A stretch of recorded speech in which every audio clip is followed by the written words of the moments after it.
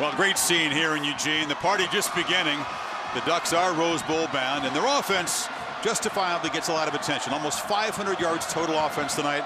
Another big 300-yard rushing game. But, guys, you got to give credit to the Oregon defense. They fell down by 9 after the Beavers took the second-half kickoff. After that, just 61 total yards for Oregon State. Well, and that defense gave it back to their offense. Yeah. And that Oregon offense, 192 yards rushing in the second half. That's when it really all came about for them. I mean, when they got on the ground and started running the football, LaMichael James, player of the game, 160-something yards with 3 touchdowns. The guy just wore them out.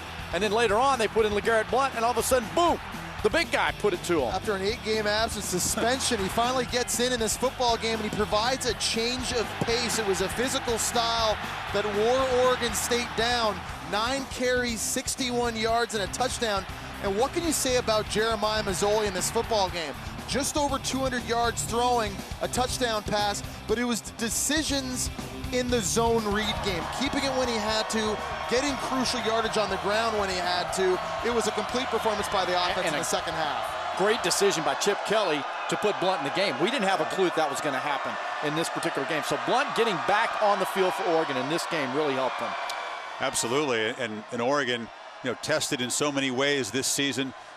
Played 90 days ago. They lose to Boise State. The punch by Blount. I think very few people thought that this was possible, except for this group of players and coaches who just kind of refocused, and all credit to Kelly and his team.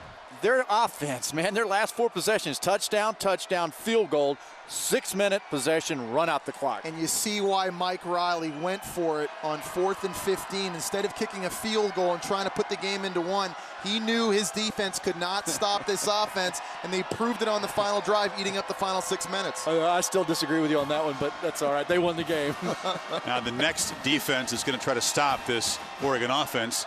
The Buckeyes, January 1st, and Ohio State's had a long time to get ready for it. I mean, rest. Ohio State's going to have to try to be sharp after a long layoff. Yeah, but that's been a Big Ten challenge all in all, right? They finished their season. They always sit out there a long time. But I think the difference now for me in this game is that you've got an Oregon offense with the addition of LeGarrette Blount. Blount is back in the fold with them. So they've got that 1-2 quick power guy. That's going to be a challenge. I mean, Ohio State's a good defense. There's no doubt about that. But they're going to be challenged in this game against this Oregon offense. I think it's a great matchup when you look at it right now. You look at all the dynamics on offense from Oregon against that defense. You just talked about Ohio State.